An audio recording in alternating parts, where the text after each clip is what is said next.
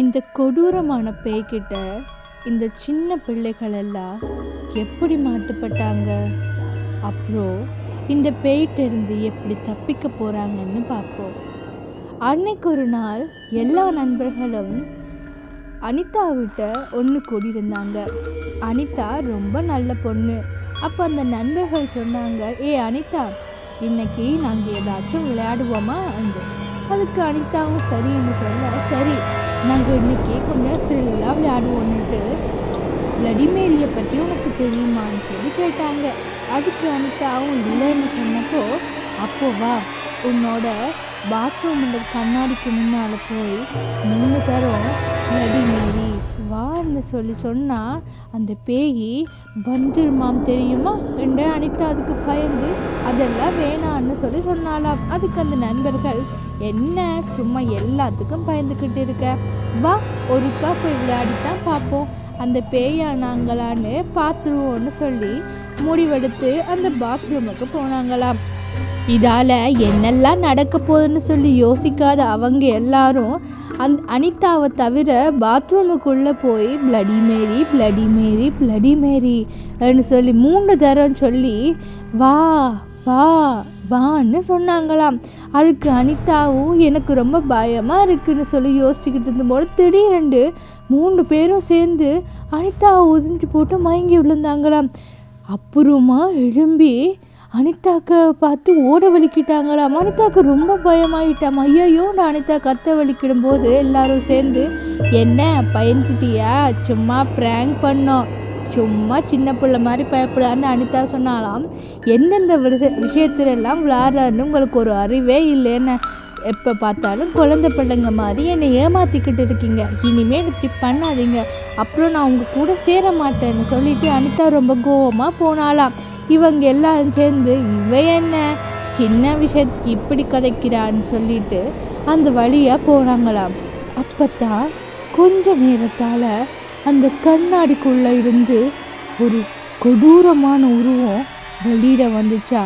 அதுதான் அந்த பிளடிமேரி. என்னை யார் இப்போ கூப்பிட்டது, என்னை கூப்பிட்ட உங்கள் யாரையும் நான் உயிரோடையே விட மாட்டேன், உங்கள் எல்லாரையும் கொன்று என்னோட உலகத்துக்கு கூட்டி கொண்டு போய் அங்கே வச்சு உங்களை நான் கொடுமைப்படுத்துவேன், இதோ வாரன்னு சொல்லி அந்த பேய் போச்சான்.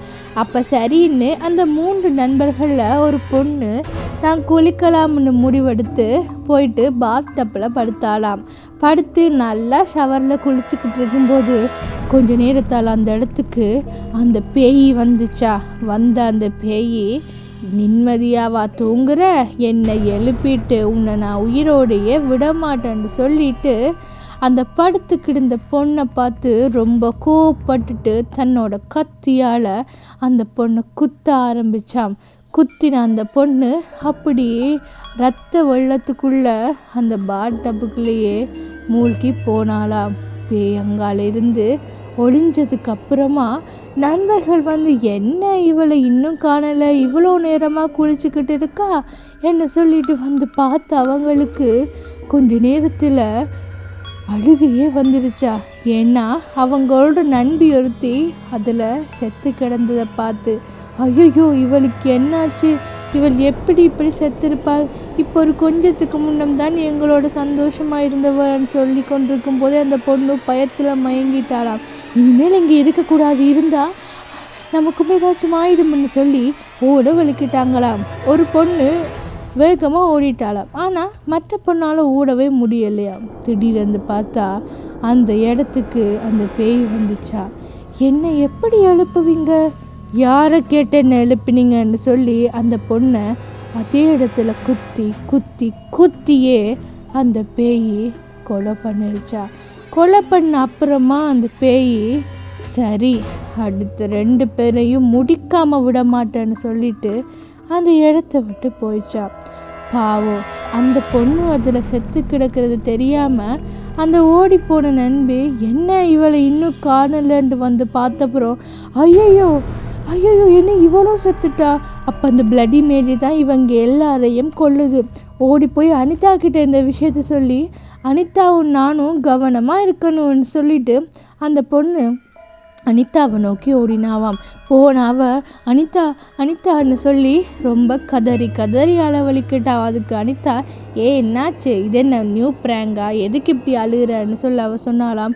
இல்லை, நம்ம ஃப்ரெண்ட்ஸ் எல்லாரையும் அந்த பிளடி மேரி கொன்னுருச்சு அண்டு. அதுக்கு அனிதா, சரி போத நிறுத்து, உன்னோட இந்த விளையாட்டு எல்லாம் கேட்க நான் ரெடியாக இல்லைண்ட.